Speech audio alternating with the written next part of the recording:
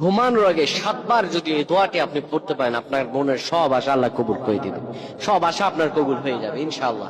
এটি আপনি আপনার পরিবার মানুষকে শেয়ার করবেন। এটি আপনি যখন দেখবেন শেয়ার করবেন, এটি আপনার একটি শেয়ারে আপনি আমল না করে সওয়াব পেয়ে যাবেন। জানেন সেটা কিভাবে?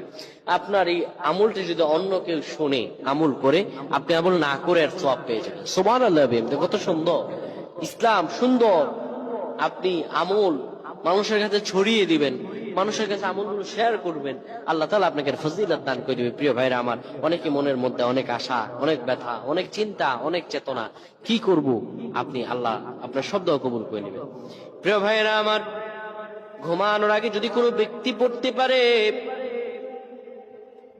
ঘুমানোর আগে ওযু করার পরে 7 বার যদি পড়তে পারে, ইয়া রব্বানা ইয়া রব্বানা ইয়া রব্বানা, হে আমাদের রব, হে আমাদের রব, আল্লাহুম্মা উগফিরলি।